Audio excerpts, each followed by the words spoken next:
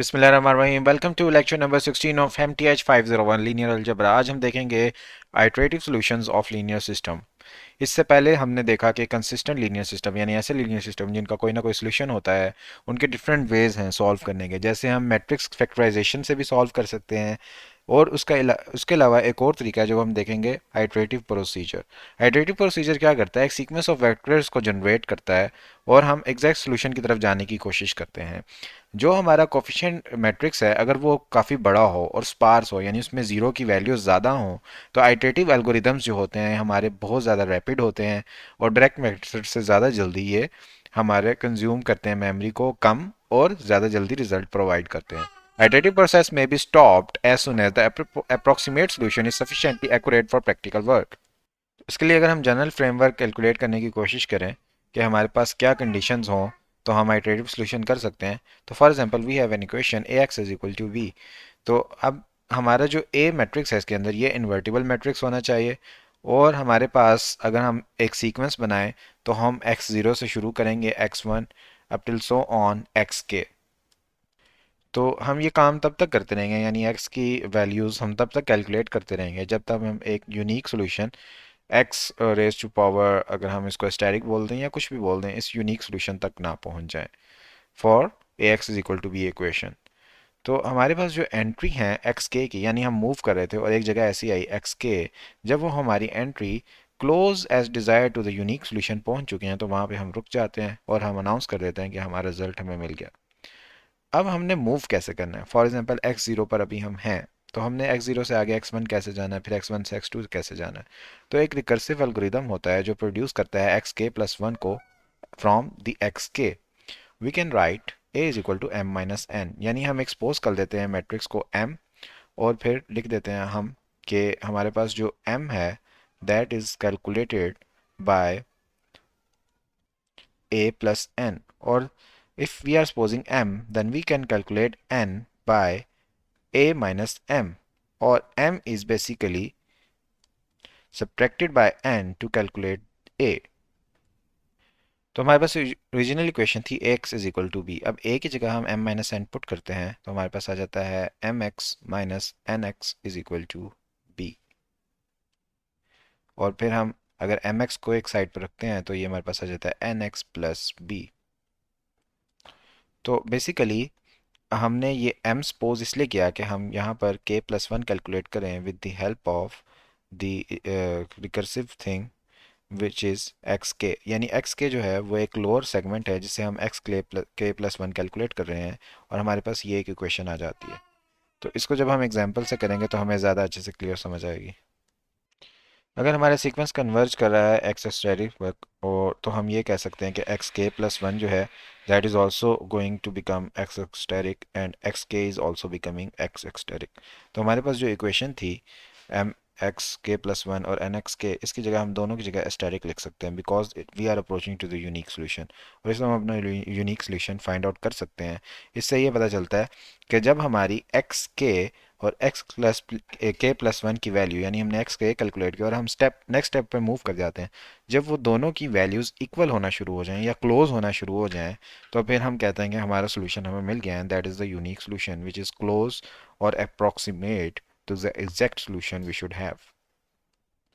अच्छा, तो हमारे पास जितने भी लेक्चर्स होते हैं उनमें स्टार्ट में जो थ्योरी होती है वो ऐसे ही इंग्लिश में काफ़ी बोरिंग होती है, तो हमें एग्जांपल से ज़्यादा अच्छे से समझ आएगा। तो हमारे पास सबसे पहले है जैकबीज मेथड। इसके अंदर हमारे पास यही होता है कि हम सपोज करते हैं कि जो हमें जो मैट्रिक्स मिला है ए, उसकी जो डायगोनल एंट्रीज हैं वो सारी नॉन जीरो हैं।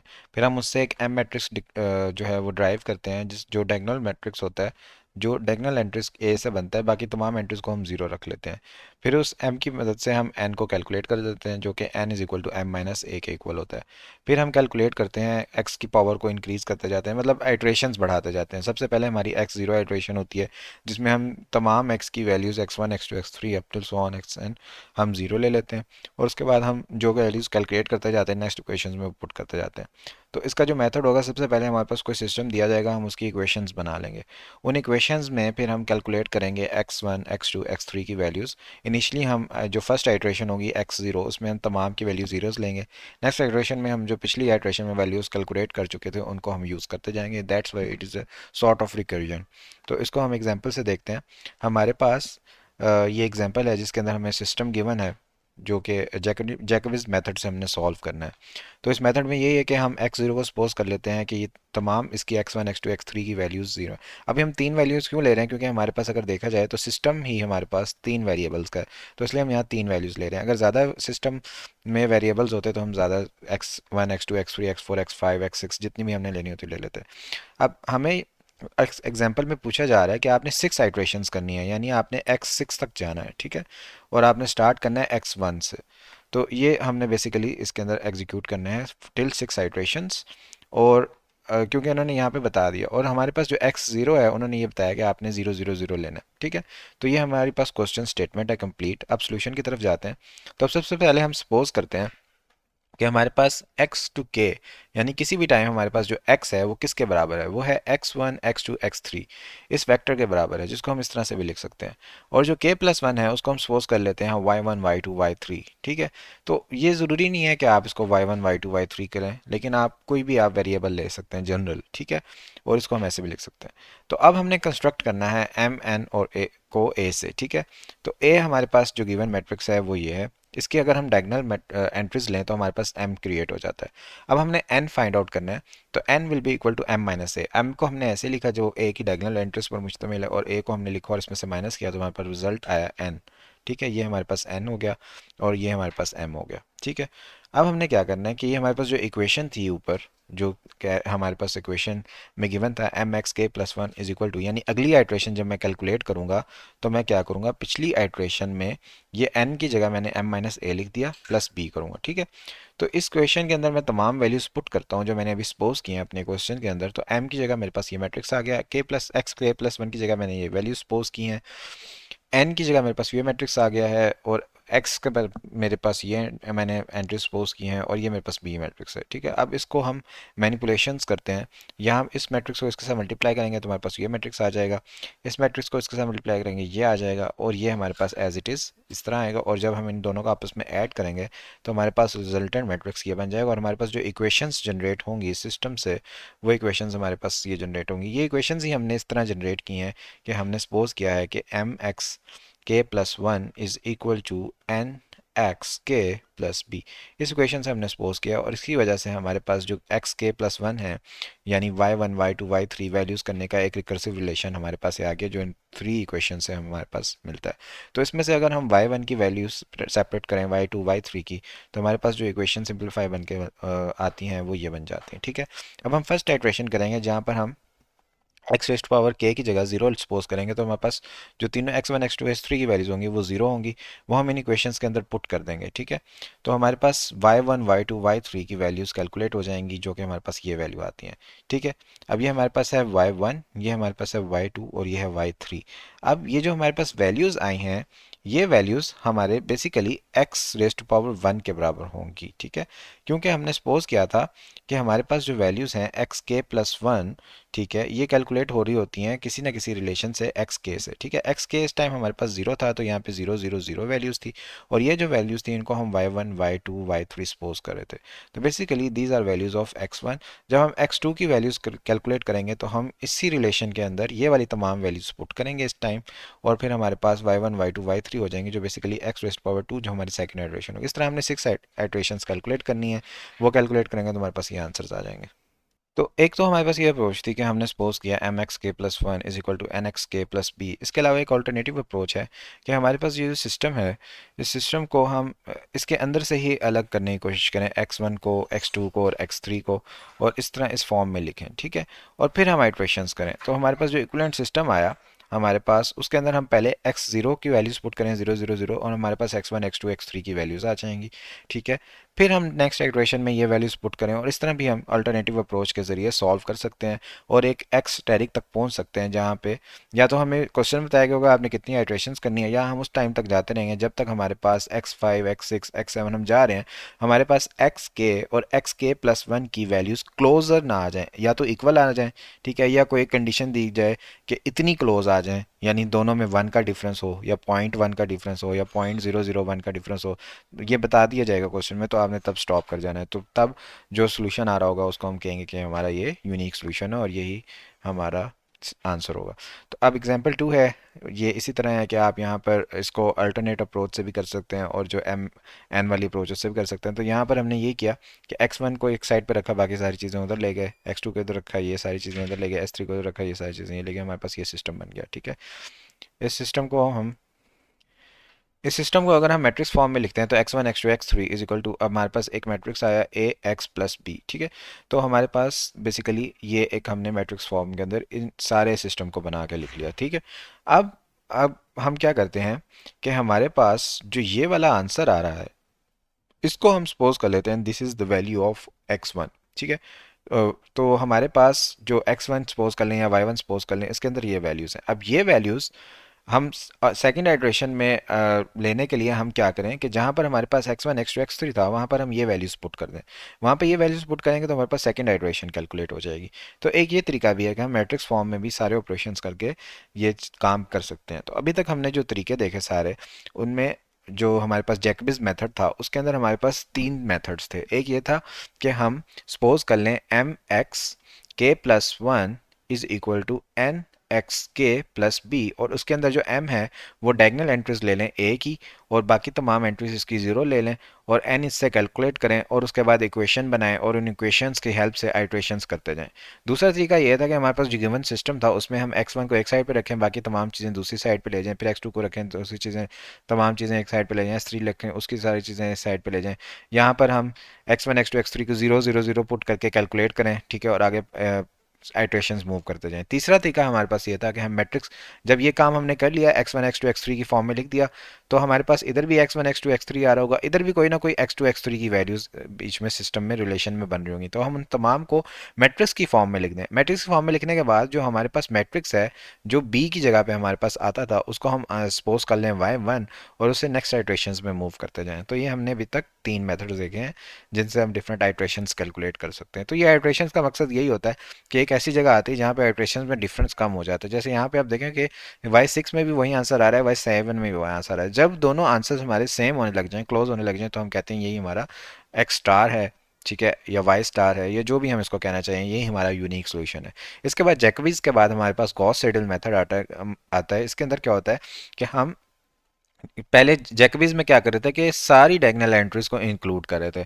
अब हम क्या करते हैं कि डायगोनल एंट्री को भी इंक्लूड करते हैं और डायगोनल एंट्रीज से जो नीचे एंट्रीज हैं उनको भी इंक्लूड करते हैं और उसके ऊपर वाली तमाम एंट्रीज को जीरो सपोज करते हैं। एम हमारा मैट्रिक्स इस तरह का बन जाता है। और एक और डिफरेंस इसके अंदर आता है जो भी हम देखते हैं, वो क्या होता है कि जब हम आइट्रेशंस में मूव करते हैं तो हम थोड़ा सा एक चेंज लेके आते हैं। तो उसको हम अभी एग्जांपल से समझते हैं कि हमारे पास एक एग्जांपल है, गॉस सीडल मेथड से हमने इसको सॉल्व करना है। तो सबसे पहले हम ए मैट्रिक्स बनाते हैं।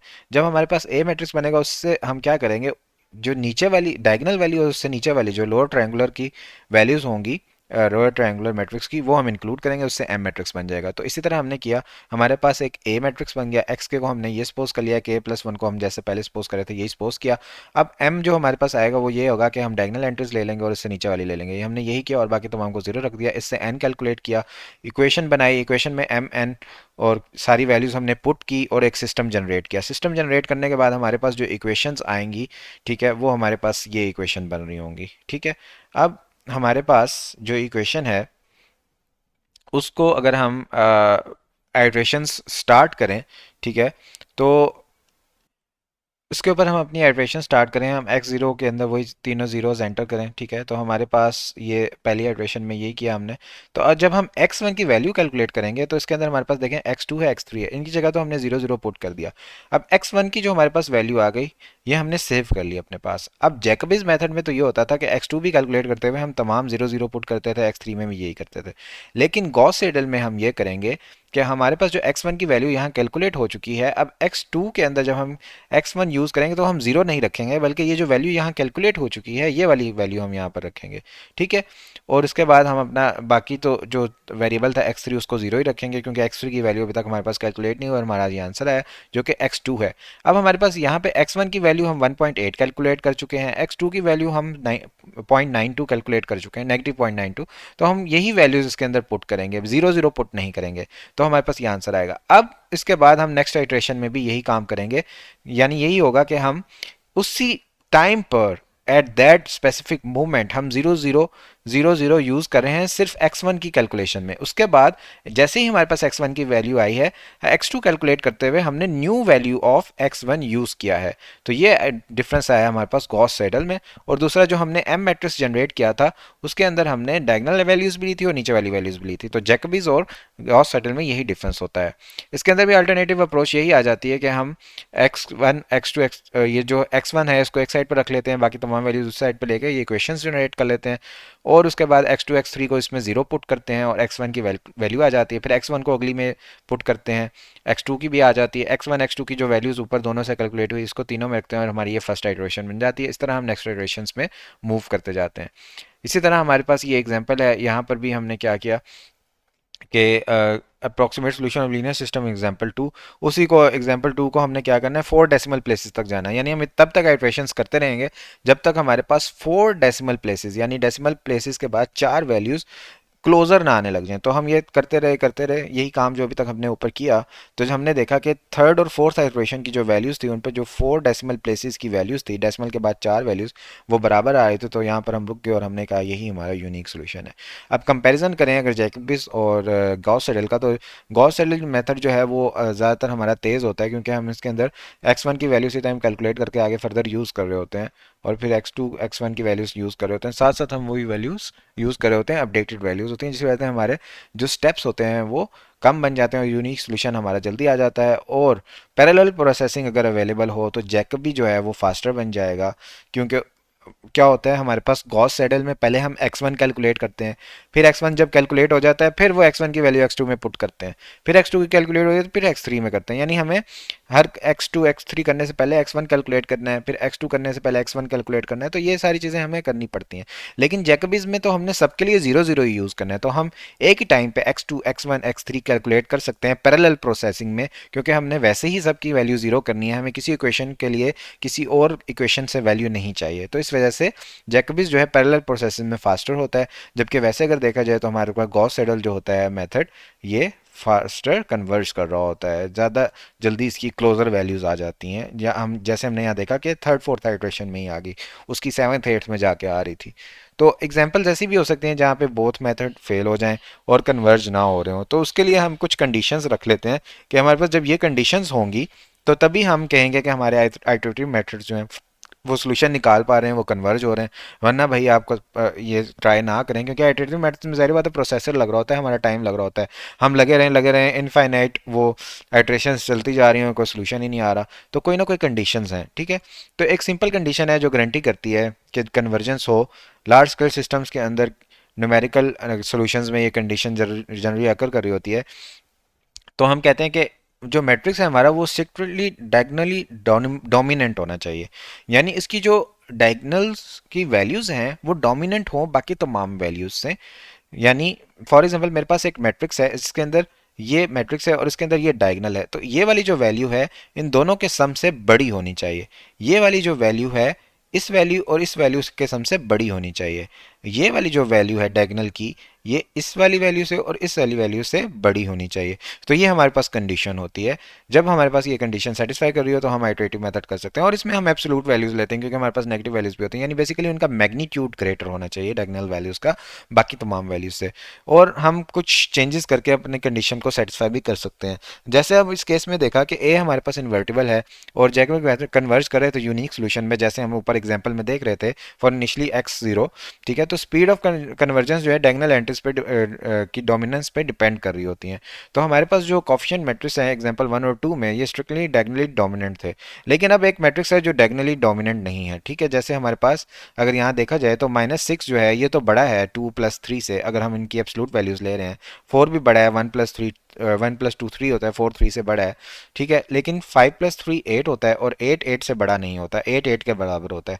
तो यहाँ पर हमारे पास इशू आ रहा है कि ये डायगोनली डोमिनेंट नहीं है। तो एक ट्रिक हम फॉलो करते हैं, हम क्या करते हैं रीअरेंजमेंट ऑफ द सिस्टम कर देते हैं, कुछ भी नहीं करते, रोज़ को आपस में इंटरचेंज कर देते हैं, ठीक है। तो ये जैसे हमारे पास सिस्टम था, ये हमारे पास एक सिस्टम फर्दर आया है, ठीक है। अब इसके अंदर अगर हम देखें तो ये सिस्टम में हमारे पास जो कोफिशिएंट ऑफ x1 है ये छोटा है x2 और x3 से। ठीक है, यहाँ पे हमारे पास 1 है, यहाँ पे 3 है और यहाँ पे 1 है। तो ये इसका मतलब 1 है यहाँ पर पहले हमारे पे डायगोनल एंट्री में, और बाकी 4 बन रहा है। तो 1 4 से बड़ा नहीं है, ये छोटा है। तो हम क्या करें, इन इक्वेशंस को आपस में स्विच कर लें। स्विच करके पहले आखिरी वाली को पहले नंबर पे ले जाएं, ठीक है, क्योंकि इसका पहला नंबर बड़ा है। ठीक है, और दूसरा नंबर किसका बड़ा है, दूसरा नंबर इसका बड़ा है, इसको जो है हम दरमियान में ले आएँ। ठीक है, और तीसरा नंबर सबसे बड़ा है इसका, इसको हम तीसरे नंबर पे ले आएँ। ठीक है, तो इस तरह का हमारा डायगोनल बनेगा। डायगोनल की पहली एंट्री ये हो, दूसरी ये हो, तीसरी ये हो। ठीक है, तो इस तरह का हमारा जब सिस्टम बना, हमने इस तरह अरेंज किया, तो यही इक्वेशंस आ गई। अब हम देखेंगे तो 5 जो है वो 2 + 2 4 होता है, 5 4 से बड़ा है। 3 + 1, सॉरी, अब 3 को हमने देखना है तो 1 + 1 2 होता है, 3 2 से बड़ा है। अब 11 को हमने देखना है तो 4 + 6 10 बनता है, 11 10 से बड़ा है। तो अब हमारा जो डायगोनल है वो डोमिनेंट हो गया, और इसके बाद हम कन्वर्ज करेंगे तो हमारा जो सोल्यूशन है वो आराम सुकून से आइट्रेशन से मिल जाएगा। यहाँ पर हमारा लेक्चर एंड होता है। मैंने अब कोशिश की है कि लेक्चर्स को मैं शॉर्ट करूं, ज़्यादा एक्सप्लेन ना करूं, क्योंकि ये शॉर्ट लेक्चर्स हैं। अगर आपको बहुत ज़्यादा डिटेल में स्टेप बाय स्टेप वीडियोस देखनी है तो आप व्यू की जो ऑफिशियल वीडियोस हैं वो देख सकते हैं। लेकिन मैं इनको थोड़ा शॉर्ट करूंगा ताकि जो लोग बिजी हैं जॉब में और डिफरेंट फ्रीलांसिंग एक्टिविटीज़ में, या उनके पास इतना टाइम नहीं होता, हाउस वाइफ्स हैं, या हमारे पास और डिफरेंट बिजी लोग हैं, तो वो शॉर्ट लेक्चर्स देख सकें और जल्दी से अपने एग्ज़ाम्स की तैयारी कर सकें। Thank you so much everyone for joining and watching. अपनी दुआओं में याद रखिएगा। अल्लाह हाफिज़।